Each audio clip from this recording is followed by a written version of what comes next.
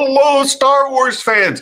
Hey, there are only 298 days until Christmas 2021, and it's Monday. There's been a ton of news over the weekend. You know, it's tough.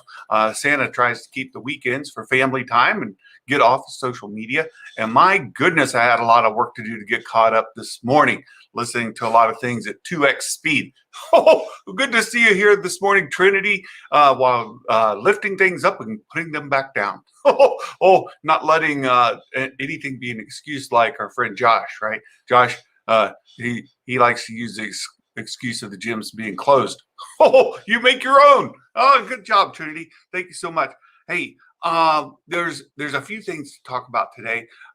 One of them is fairly big as far as Star Wars leaks and rumors go, and we'll get into that as well. And the other is sort of the same old thing, but I wanted to just kind of cover it myself to talk about how characters in Star Wars sometimes get retconned between movies. And that seems to have happened with Rey.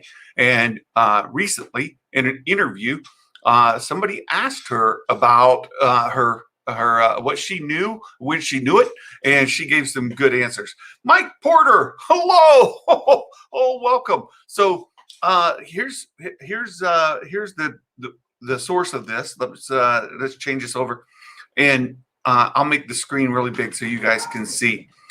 There was an interview Daisy did with Saraya Wilson. Saraya has been tweeting little bits of the interview from time to time.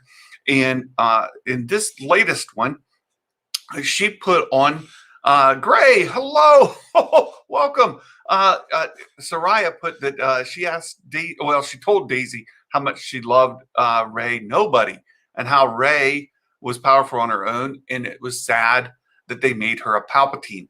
And Saraya said that Daisy said she also loved that Rey came from nowhere, and that for the first two films, and then she quoted, I literally was told she was a no one, right? So yeah, I totally understand that. I do understand that. So I apologize again for bringing Star Wars up, and that's all good. And then Saraya just kind of summed it all up with, in case people aren't putting the tweets together, she said for the first two movies, she is told that Rey was a no one. So, that was my take as well in those movies. And and Mark, hello. Mark gets credit for bringing the next topic up for our discussion. But I wanted to bring up here that when I watched The Force Awakens, and there was all this speculation about who Rey was, why the saber, the legacy saber talked to her. Was she Luke's daughter? Was she maybe Obi-Wan's daughter? Was she related to this person or that person? And to me, it was all very clear. My take on it was she was nobody. And that Maz herself as much as said so when she said that she kept looking for answers in the past. And that was not where her origin comes from. XR Coon, you're late. You're not very late. You're only about 4 minutes late. We're just getting started.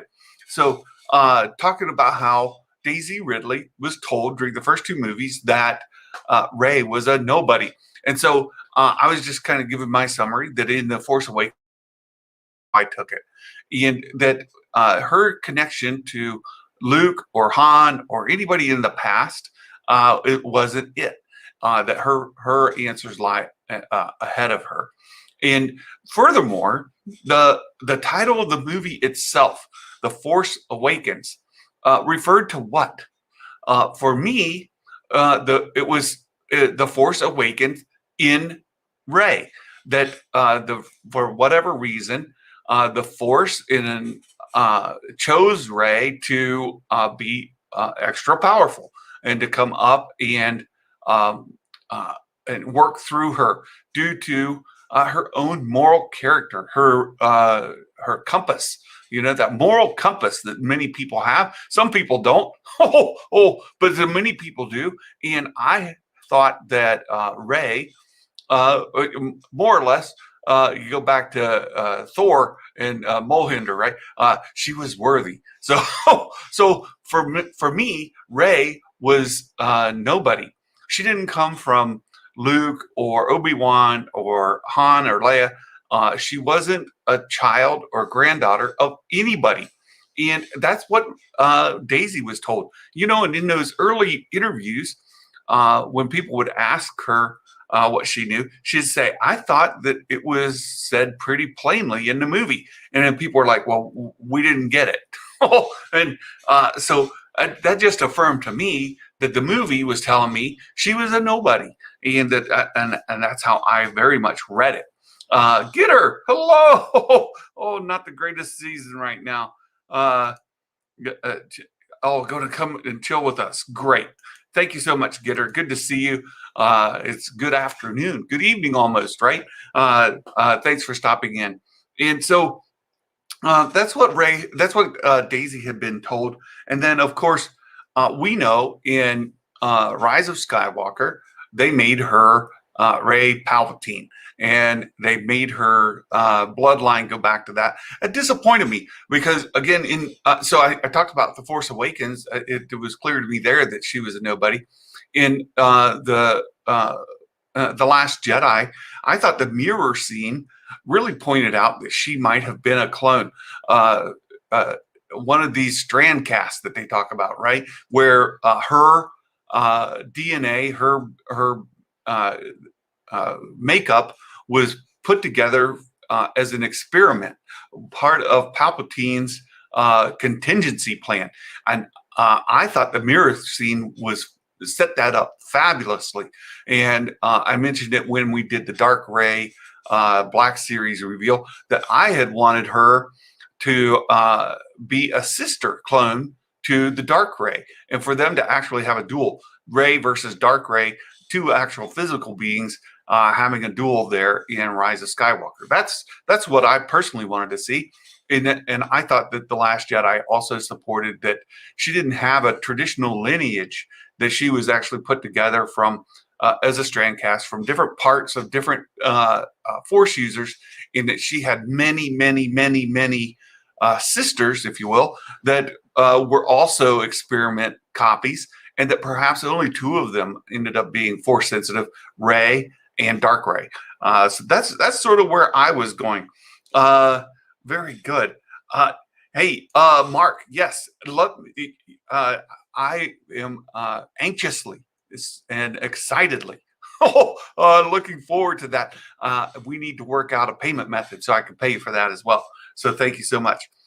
So I thought those two movies set it up really, really well for Rey to be a nobody, and that when we got to Rise of Skywalker, I was very disappointed that they made her a Palpatine. Now, at the end of the day, I can live with it. It is what it is, and I can also accept that the character changed between movies. And let me give you all an example. Many of you probably already know this, but I have found there's a number of people that still haven't really heard this story. If you go back, and let's make this bigger again so you guys can see it a little more clearly. One of the original scripts for Empire Strikes Back, let's get this even larger. And I typed it out because some of this is hard to read. You'll see that there's this discussion between Luke and Ben on Dagobah. And Luke is confused about Ben being a ghost. And Ben says that there are no ghosts. There are only names we put to things we can't understand. Meaning that Obi-Wan had moved from the physical realm to the spiritual realm, and the whole luminous beings we are, right? So and I see my logos there over the thing. It says there are no ghosts. There are only names we put things we can't understand. And then Luke says, then Darth Vader didn't kill you? And Ben says, it was my time to move on. Luke, to move on to where? And here's where it comes in really interesting. There's some parts that are X'd out and parts that are handwritten in, and you kind of got to make it out in between. But I typed it out to try to make it easier to see. But the original script said to Obi-Wan responds back that says, to a different part of the universe, it's all one. If you know the way, or rather, if you understand the laws that govern the way. There's this talk of the way, right? Oh, different from the Mandalorian. This is the way. This is a different one entirely. But here, and then you can see some part of it that's unreadable. But then there's a striked out part. And everyday geeks, hello, welcome. Good to have you here. You can see there's this part that's marked through, and in it it says, "One day you'll understand, Luke. You'll be able to glimpse, as I have, the beautiful symmetry of perfection of this creation we all belong to." And so that's all struck out. And then it says, "Luke, I brought someone with me." And then the note says, another half ghostly form emerges from the mists, a tall, fine-looking man who approaches Luke slowly. And then the part's X'd out, and I can't make it out. Then Ben says, "Your father." So Obi-Wan says, "Hey, I brought somebody with me. Your father." Luke says, "My father." And then there's another comment in there. It says, "Even with his newfound maturity, Luke finds this an awesome, not to say shattering moment as they look at each other." And then Skywalker, it says in the text, Skywalker, you see that down here in this bottom third of the page. Skywalker, that's Anakin, tells Luke, and Anakin there as a Force ghost. Anakin tells Luke, "You've grown well, Luke. I'm proud of you." Luke, not knowing what to say, says nothing. And then there's another part that's unreadable. And then there's a part that's scratched out there. It says, well, no, it's not even scratched out here. It says, "Did your uncle ever speak to you about Nelith?" And Nelith is scratched out. But Nelith, your sister. Luke says, "Nelith, who is she?" And Anakin tells him, "Your sister." So here we have in the one of the early scripts to Empire, where not only was Vader not Anakin, which was one part that a character was retconned in between movies, right? Between A New Hope and Empire, Vader went from being a separate person who killed Anakin, and Anakin then showing up in the second movie in episode 5, showing up there on Dagobah with Ben. And that's another interesting thing, is he's always referred to as Ben in here, not Obi-Wan, but in any event, Ben and Anakin are both Force ghosts who talk to Luke on Dagobah.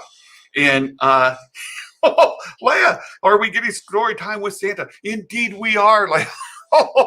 Thank you. Thanks for being here. So not only do we get Anakin and Ben as Force ghosts, which shows that obviously Vader's character was retconned, but we also get mention of Luke's sister and who his sister's name was. His sister was Nelith. Now, in A New Hope, they'd already introduced Leia. So Princess Leia was already introduced. And in here, at the time, and even when Empire was released, they had not yet retconned Princess Leia to be Luke's sister. At this point, it was still unknown. This other person was his sister, and then his sister wasn't really Leia. So it doesn't surprise me. It's not at all inconsistent with Star Wars then to make Rey from being Rey Nobody to Rey Palpatine. And so it's what happened. And it's, and Mark, George was a creator, so he could do what he wanted. Yeah, the story was still being developed. I still think it was the wrong decision.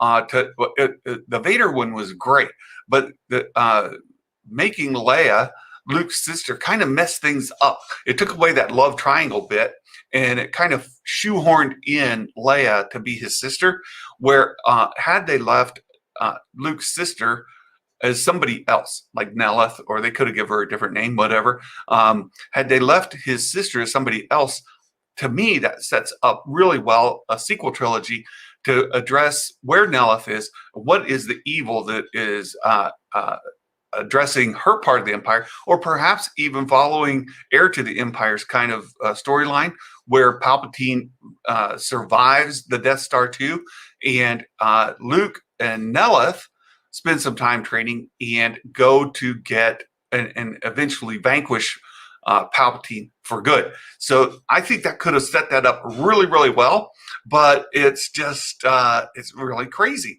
So, so you guys are great. I see what you're saying here. Rey's, and again, Trinity, Rey's going to be retconned as Din's daughter. That's funny. And then Gray has to run. Thanks for stopping in a little bit, Gray. Thanks so much. Appreciate it. Let's see. Let's get cut back up here. Cara Dune is Rey's mother. Oh, Din and Cara are Rey's parents. There you go. You heard it here. Trinity has dropped a leak, and now it's been confirmed. Cara Dune and Din Djarin are Rey's parents. Oh, thanks so much, Trinity. Let's see. In XR, in Empire Strikes Back, the Force flowed strongly in Luke when he met Leia. Yeah. XR. That's funny. Mark, after Disney bought the franchise, they need to take more care planning it out. Yeah, I think so too. But they've learned their lessons. They can't see them winging it again. Right. I don't see them winging it again either. I just kind of want to talk about the retcon of making Rey from Rey Nobody to Rey Palpatine, and then of course her adopting the name Skywalker at the end. And I know that's largely unpopular. I don't care for all of it either, but it's not at all unprecedented or inconsistent with Star Wars from the very beginning. And this script here, I keep using it over and over again as some of that evidence, right? So that's good. Very good. So that's the talk there. And I know that people get upset about the sequel trilogy not being well planned out. And Mark kind of talked about that as well. But you know, that's oh, this is good. I'm going to highlight it. So Mark kind of talked about it. You know, Disney was, well, not Disney, Lucasfilm was winging it through the sequel trilogy. Wasn't really planned out as strongly. They kind of followed. I've talked about this before. There was a more of a culture of playing loose with the story, letting it develop as it was being told. But from George.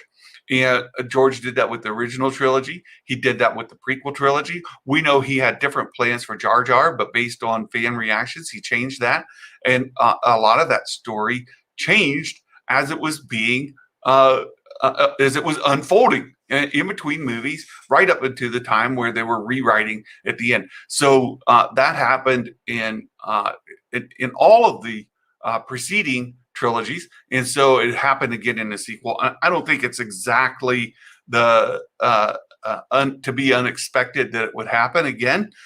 It's not my favorite thing in the story, but again, I can accept it. And XR is exactly right. Failure is the greatest teacher. It's a little meta, right? Well, it's a bit meta because they're learning themselves from their own failures. So that's really good. Yeah, the sequels are the exact opposite of the prequels. Well, one comes before, one comes after. That's opposite. Oh, I know that's not what you're talking about. So anyway, that's what I was going to say. Every day, that's why I can't really be upset at Kathleen for the sequels. The directors and writers scrambled all the time. Right. I think it was a problem. And I think that they've learned from their mistakes. I think they're getting better. And yeah, they absolutely rushed to get those movies out quickly. And they didn't, again, I don't think they had a culture where they thoroughly planned these things out. And what you can see is since the sequels came out, that they seem to have learned from that lesson, and they do a great deal of planning now. It's not to say they play rigid with it. And I thought they did a really good job in the Mandalorian docuseries, right? The Gallery, and you can see where that story was really planned out. They had everything really fleshed out, but the director sometimes in the middle of a scene would have to, change a little bit of something. So the director still had the freedom to change things and to kind of let the story evolve, but they have everything really, really planned out. And I see that happening going forward as well. And one of them we'll talk about here in just a little bit. Yeah. Yeah. Get her. Appreciate that. And Mark, yeah, you want to blame anyone, it'd be the accounting to shareholders. Oh, yeah, they were trying to do that. And so, and Everyday Geeks, right. Blah, blah, blah. Star Wars is going, with Dave and John, and that's where they put the faith. Yeah, I think a lot of people are doing that. So I wanted to get to another point, and again, give credit to Mark for pointing me to this YouTube video. If you haven't watched it, I'd encourage you to look up the Steele Wars. And let me bring this up just so it's a little bit bigger. Steele Wars video, Boba flashback scoop.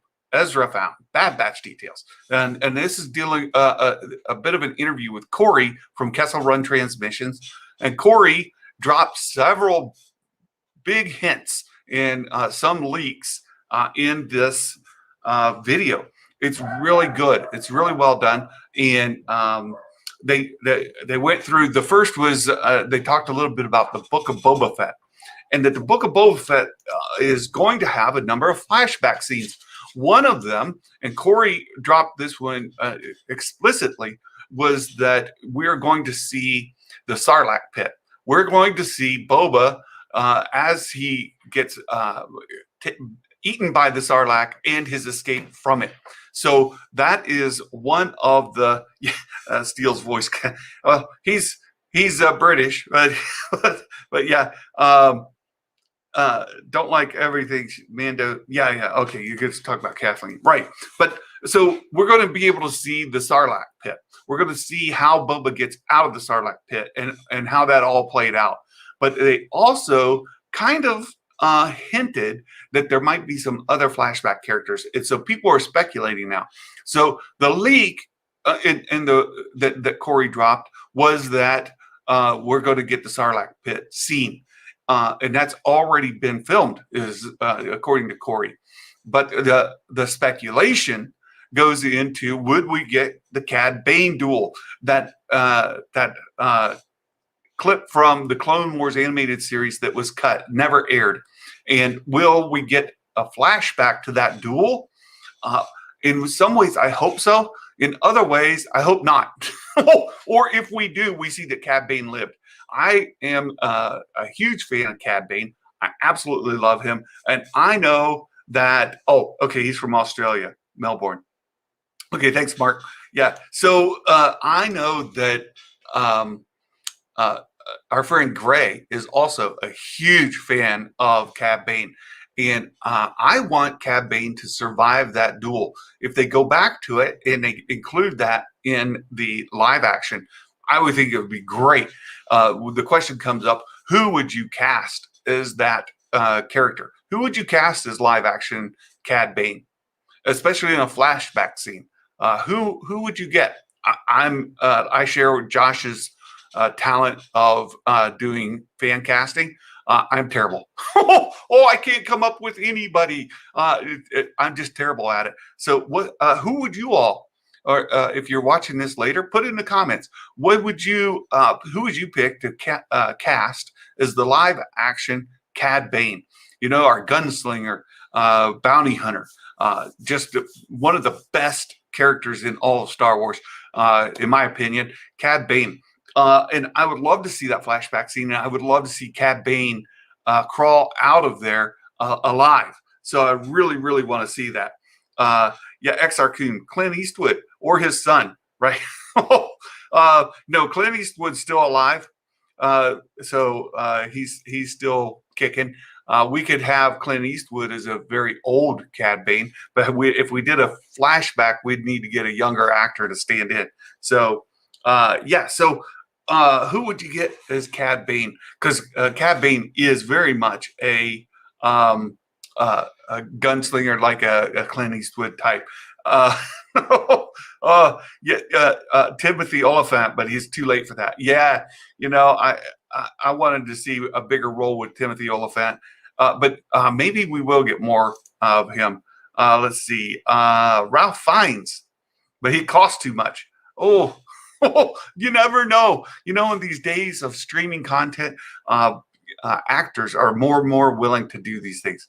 Aggressively relaxing. Hello. I love the sequel trilogy. Didn't spend my whole life defending the laissez-faire approach to every Star Wars production. That's right. Adam. Right. Clint Eastwood's not dead, Adam. You could do a best of Clint Eastwood movies. So again, the leak that was dropped is that we are going to get the Sarlacc Pit scene. The absolute rumor and the speculation that comes about the Cad Bane duel. The second thing that they talked about was a Bad Batch. Again, this kind of gets into speculation town a bit because Corey didn't drop any specifics, but there's a talk about the Bad Batch tie-in to the Mandalorian, that it will have a significant tie-in. Now, one thing that Corey did say is that at the beginning of the series, the Bad Batch are going to be bad guys. They're not going to be, our A-team characters who are, mercenaries for hire, doing good, hunting down the bad guys and correcting wrongs and setting things right. So they're saying that it's going to start with the Bad Batch characters being bad. They'll be hunting down Jedi. They'll be doing evil, but maybe working on behalf of Palpatine. That's who Corey said specifically. But then there's been some speculation about could the Bad Batch tie in a very significant way. And this was kind of hinted. Corey did allow the hint that the Bad Batch is going to tie in significantly to the Mandalorian. And this has again led to speculation. So there's a difference between rumors and leaks and speculation. The speculation is that the Bad Batch were the ones who rescued Grogu from the temple. Oh, there's some speculation for you. And if that happens, that will be huge. And you could kind of see where Disney certainly wants to capitalize Disney Plus and the marketing of all things Grogu related. So if you could have the child, Baby Yoda, Grogu, marketed more as part of the Bad Batch line of products, they'll sell more. So there's, I think, some groundwork for where that speculation is coming from, that it's coming from the marketing side of things. So there's a good question. Rescued or retrieved? So did they rescue Grogu from the temple, or did they retrieve Grogu on behalf of Palpatine? And that's a good question. That's a really good question. So that was the second major topic of discussion. The last one was the Ezra Thrawn series, and that and Corey again dropped that there is going to be a separate series for Ezra and Thrawn. So we've speculated for a very long time that the Ahsoka series will be the Rebels' search for Ezra Bridger, and that's going to be heavy with Ahsoka and Sabine. And the word in the interview was that they're currently casting Sabine. They're currently working on casting that character and getting it ready for the Ahsoka series. But then we will get a separate series entirely for Thrawn and Ezra, which makes a ton of sense to me. We've talked about could Ezra be helping Thrawn and in fighting back the Grisk? Could that be what's going on? And Ezra is actually helping the Chiss Ascendancy and Thrawn as they are in the Chiss part of the expanded universe there. So could that be what's going on? Hello, Phil. Welcome. Good to have you here. And our friend Reeferman Reviews. Good to see you here. Thanks for stopping. So, yeah, so if we get an Ezra and Thrawn series, it might set up really well if you end up with Ahsoka and Sabine on one prong, if like a tuning fork. You end up with Ezra with Ahsoka and Sabine on one prong, and you get Thrawn and Ezra on the other, telling these parallel stories that eventually will come together. That could be very, very exciting, a lot of fun, and there's been a ton of speculation about that. The Lonely LB. Oh my goodness, I'm honored. Thank you so much for coming in.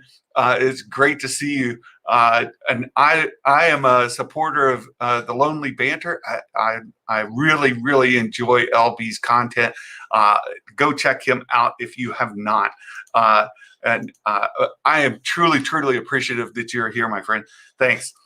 So if I can even call you that, I consider you a friend, even though we've never met, and I don't think you know me all that well, but I do appreciate you being here. Thanks.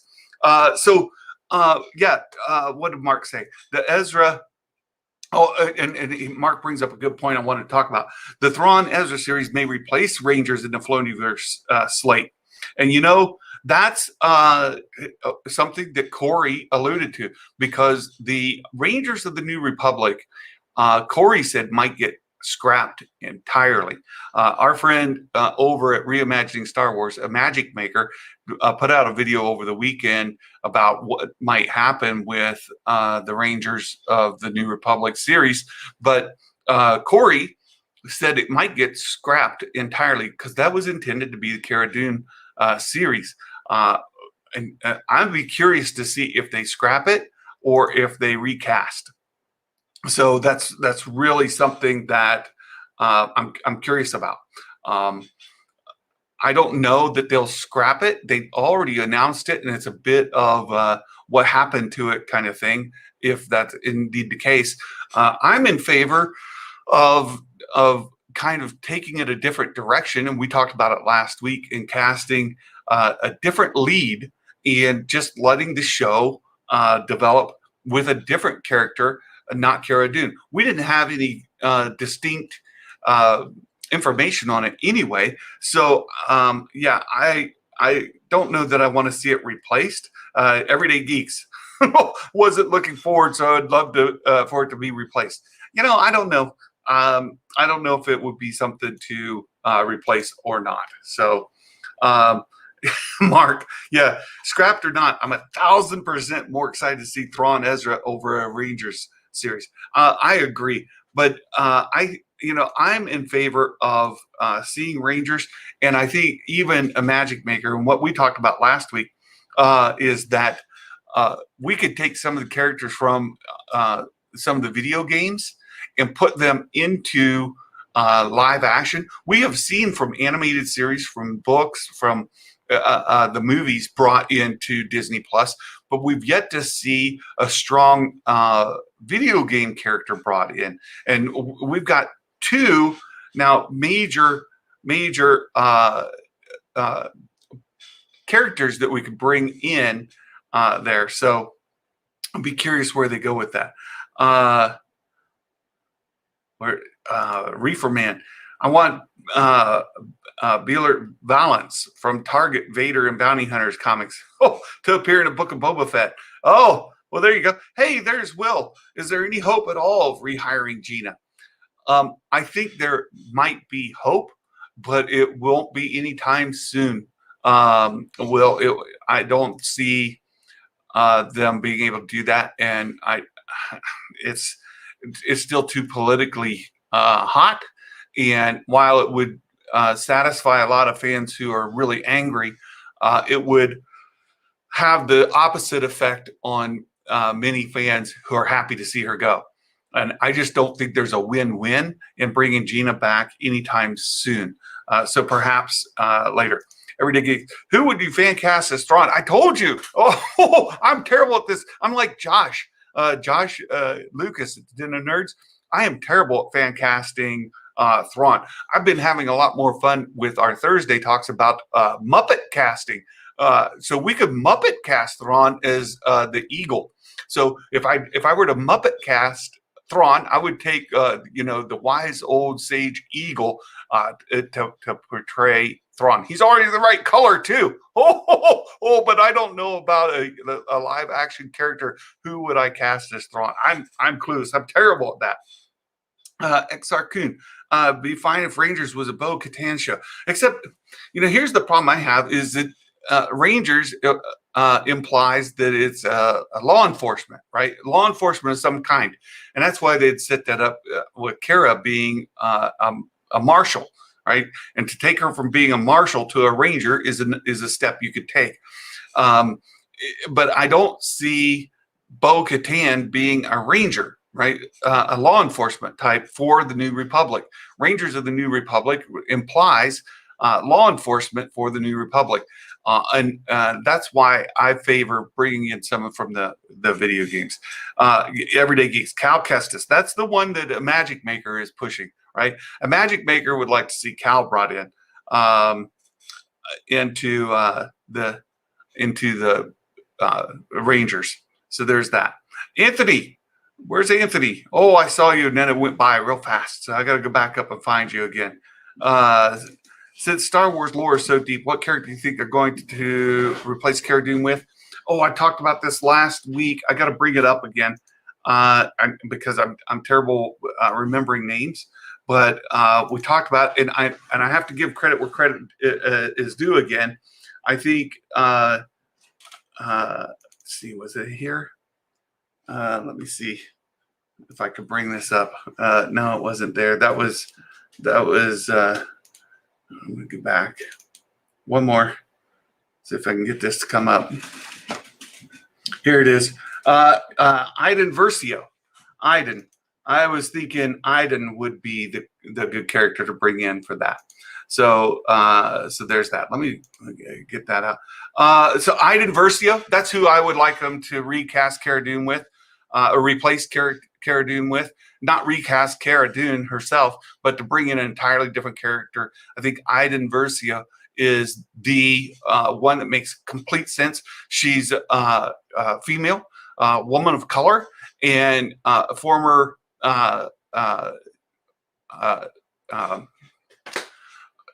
she formerly worked with the Empire and came over to the Republic. So I think she makes tons of sense. Aggressively, clues across Star Wars media is clearly pointing to building an event that will let your favorite bad guy and good guys work together. Fighting moms won't mind. Oh, funny. Get her. Will. It all depends on how fast controversy dies down. I agree. That controversy's got to die down. Then, and Gina would have to show a good deal of open-mindedness, if you will, or kind of falling in line with those folks who are opposed to her. Let's see. I wish Ray compete. Yeah. Pars is already. Yeah. So yeah. Lars Nicholson is Thrawn. That's who I think. There's been a lot of news on that. There's been a lot of speculation, rumors on it. And I think that's it. Yeah. No, Reefer Man sees it. Yes, absolutely. I'll take a good pick. There's a LB participating in the chat. I really appreciate it, LB. My goodness, I'm honored that you're here. Let's see. Lars or his brother who voiced him, favorite of Cumberbatch is Thrawn. I like Cumberbatch's Thrawn as well. I think the tie-in to being Sherlock Holmes is very, very strong, and Cumberbatch has filled that role. He would be great. Yeah. Let's see. Let's get in here. Will be what Thrawn was. Origin, blah, blah, blah. Rangers implies Night Owls and Cobb. Ooh, Cobb Vanth. Now, there's your choice. Cobb Vanth, he was in one of my very favorite episodes of all of The Mandalorian. I thought that the character was set up really well, and to see him follow up, because he was, again, a marshal, right? He was the sheriff of the town, and to see a marshal or a sheriff pick up to be a ranger, and you get Cobb Vanth to do that, oh, I'm into it. Oh my goodness. Cal and Mando as Bo team would be fantastic. Yeah, I think that ties too much into The Mandalorian than to be in Rangers of the New Republic, but there you have it. You could get Cal meeting Luke for the first time. Sure. It was an Eagle quote, by the way. Good. Maybe they could get the Eagle song, right, from the Den of Nerds, even though it's been clearly pointed out that that's a hawk. It's not an eagle. Iden Versio. Yeah, Reefer Man's with us there. North Pole, Imperial break. Yeah, Imperial. Yeah, I know. The brain freeze stuck in. You saw it, Mark. Anthony, how old is Grand Admiral Thrawn in the comics and Rebels? The age. Thrawn in the latest novels, I think he's fairly young, probably mid to late 30s. Somebody correct me if you know better. But I know he rose through the ranks really, really quickly based on his intelligence. He was one of the youngest officers out of the Chiss Ascendancy to achieve his rank within the Ascendancy itself. And he kind of fast-tracked his way up through the ranks. So, and I think that happened when he was in his early 20s. And now with the Empire, then he's a bit older. So I would put him at this time, late 30s, maybe mid 40s in the time of The Mandalorian. Maybe. Cara Dune recast. Disney's done with Gina. Yeah, I think they're mostly done with her, at least for now. Absolutely. Let's see. Yeah. Yeah, Gina was not fired. Her contract was not renewed. Right. And, I kind of mentioned this too, that there was some implied stuff, right? They certainly had arrangements with her to bring her back and probably had talked with her extensively about being in the Rangers of the New Republic show and where her character was headed, and had that open-ended contract to renew. But they simply decided not to renew. And anybody who's working as a contractor is in that role. And that's the case with many actors on films. They sign a contract for like 3 films, right, for a trilogy. And whether they get picked up for the second and third are dependent. There's contingencies in there. So a lot of times you'll get a first movie with no second or third, or first and second with no third. And Henry Cavill. I absolutely love Henry Cavill as Superman, but they've yet to pick up on his other movies that he was contracted for. So there's an example for you. Different kind of situation, but certainly one that is relevant in today's news. So that's an example. Let's see. Kathleen will have characters from the shows, books, theme parks, games together. Right. Yeah, multimedia storytelling. Yeah.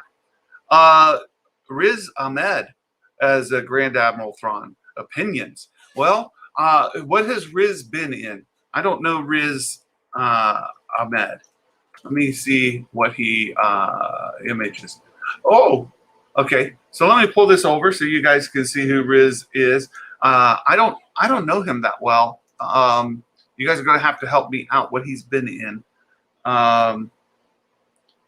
Let's go here and pull up his Wikipedia page. English actor, Primetime Emmy, London Critic, Golden Globe, Emmys, Screen Actors Guild. Goes on and on. Oh, he appeared in Jason Bourne. And in Rogue One. Oh, there's where we recognize him from. Rogue One. That's it. I just don't think so. I don't think so. I don't know that we'll see that. I don't know that we'll see that happen. Yeah, Thrawn hasn't been given a birth year. Bad Batch news. the Bad Batch news we talked about just a little bit ago, Mike, is that it is supposed to tie in with really strongly into the Mandalorian, and so there's some speculation that they may be sent to get Grogu, either on behalf of Palpatine or to save him from Order 66, one or the other.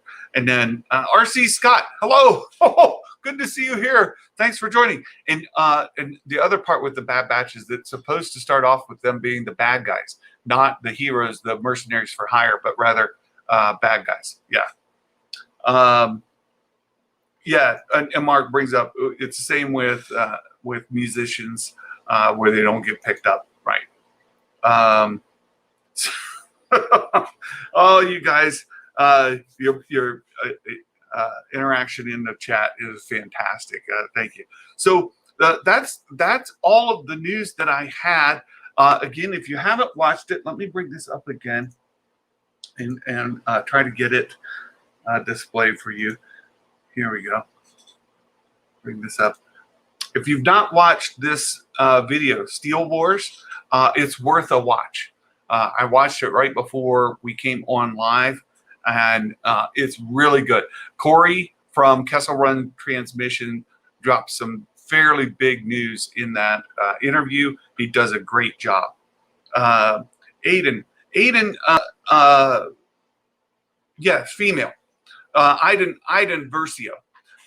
Iden Versio is who I mentioned. Let me bring her up again. I think I've got her. Still no here, get this open and show you guys. Iden Versio is this character right here in the middle, and she comes from Battlefront 2 game, so that would be recasting. Remember, Cara Dune, right, is female, right? I see that, but Iden is female, woman of color. The actress is available, and somebody who has played her, voiced her in the video game. So the actress is available, the character is available, and it fits into the narrative of where the story is. Iden Versio came in during the, she was there for the Death Star 2 battle, and her story arc continues through to The Force Awakens. So her story arc fits perfectly into the timeline, and her being a female character, female of color, all of that fits in. Being a former Imperial officer, being an officer in the New Republic, fits her in very, very, very well to be a part of the Rangers of the New Republic. Ooh, the Vintage Collection IG-11. You know, I saw that, Mark. That came out last Friday. Vintage Collection IG-11. We're going to maybe get that. And Bespin Lando. Right. Those were released last Friday. Vintage Collection characters. Yeah, the actress is on set working in Mando. That's right. So the actress that played Iden Versio, again, this is right here in the middle. This actress was already on set of the Mando. She's been involved in the Battlefront 2 game creation, acting, voicing this character. It fits everywhere. Will, she's old though. Well, you know, old is relative, Will. Oh, take it from Santa. Old is relative. So Iden Versio fits the narrative. I think we might see her come in. So just to wrap a few things up, it was great. We had a couple of guest appearances in the chat. LB from the Lonely Banter, thank you so much for joining in. Trinity, as always, Trinity from 2nd Street Marvel, another person that I follow and actually model some of my own content off of Trinity. I've learned a lot from Trinity. So 2nd Street Marvel, Trinity in the chat. We've had our regulars here, and Will Morgan. If you guys aren't watching Meta Egg, what are you doing with your lives? Oh, Meta Egg is entirely entertaining. Will's breakdown of the WandaVision episodes and the tarot card deal there has been fascinating. I love Will's energy, what he brings in the middle of the night when he does those streams. And Will, I missed your last one. I didn't see you put out a live stream on that last one, so that's great. Burke the Nerd's also been in here. Oh, another content creator from the our friends at the Den of Nerds and Everyday Geeks. Absolutely, Mike. And Mike Porter himself, the one and only Mike Porter, has joined us here. So I appreciate you all tremendously. I can't thank you enough for being here. I want Dennis Stamper back as Wedge. Oh, we might get him in a parallel to the sequel trilogy, but I don't know. Again, so that pretty much wraps it up for us today, folks. Thank you again for being here. I've had a lot of fun talking about Star Wars today and talking about these leaks that Corey released. Thank you all. And until the next time, hopefully soon, we'll see you. And Merry Christmas, everybody. Bye-bye.